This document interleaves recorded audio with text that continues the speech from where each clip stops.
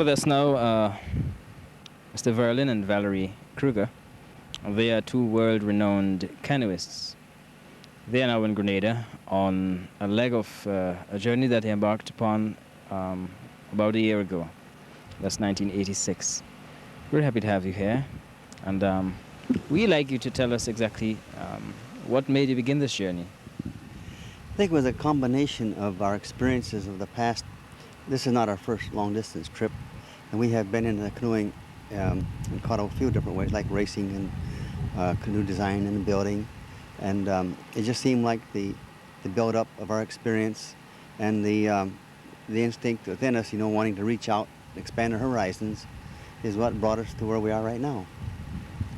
This is not your first trip. Could you give us an idea of some of your previous ones and the kind of experience that both of you have? Well, we have both written books about our first trip. Valerie's was about going around Baja, California, the first time that she went out into the ocean with a solo canoe. And my book was about the historic fur trade route through Canada up into the Arctic and out across Alaska. And this experience led from one thing to another, and until we finally got to thinking about, well, let's go visit our neighbors to the south. That's what we're doing. This journey is much different than anything we've done in the past. This is actually an expedition, and we've structured it so that it has scientific and humanitarian purposes. We've come to bring a friendly message from people to people, and we've been sent out as citizen ambassadors from the state of Michigan and also as representatives of international understanding by the Partners of America. We're doing a water quality test for Michigan State University as well as General Motors Research Laboratory. So we've got a lot of multi-purposes involved as we paddle 21,000 miles from the Arctic to Cape Horn. What are the purposes of these tests? The water quality tests, we're doing an acid rain procedure for General Motors. We wanted to get an overview of the acid rain from the Arctic to the tropics. We've taken hundreds of samples of surface water as well as the rainwater, and we're getting a collection of data. Actually, Verlen and I are not the scientists. We've been trained in a procedure where the technician... Going on to the next We don't have a TV in our canoe. No TV set.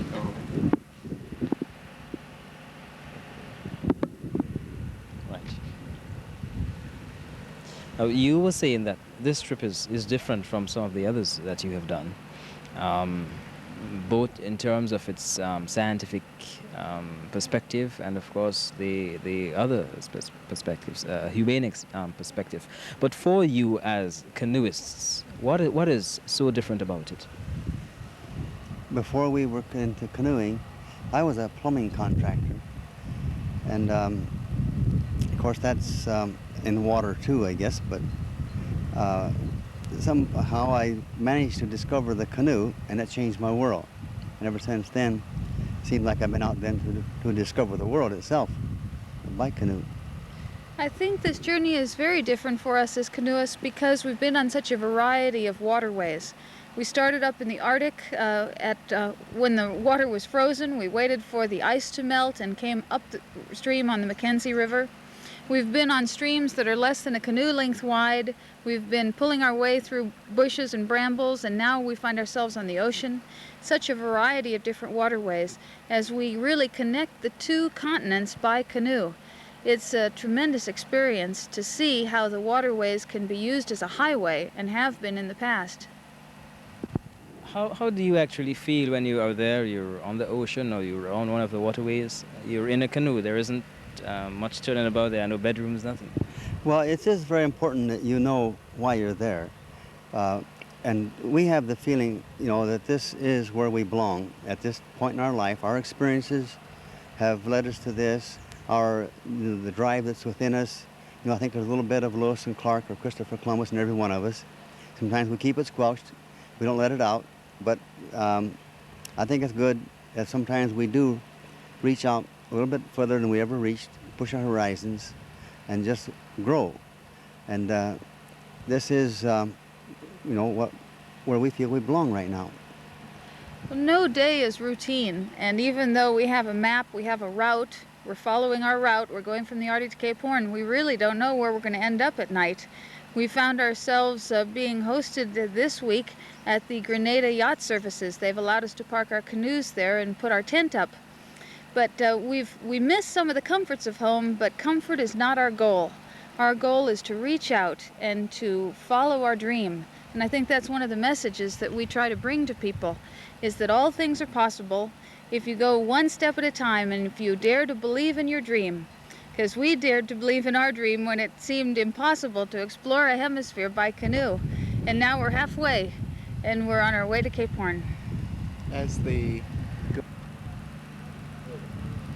yes, I was saying that in each island their point of contact is quite often the Partners of the Americas organization, because they too are members of the Partners, and that is how I came in. They wrote me ahead of time that they would be arriving. They came about 2 weeks earlier than I was expecting them. But fortunately, we've got a meeting scheduled for Wednesday, so they will be able to talk to the meeting and show us some of their slides. We have about 140 slides that we have taken along the trip from the Arctic on down through Canada, United States, even visiting with school children and such as this, and out into the Caribbean. And we will be glad to show that to whoever wants to show up. So you've been documenting as you go? Yes, we've been taking thousands and thousands of pictures, writing, keeping journals, and doing some tape recording.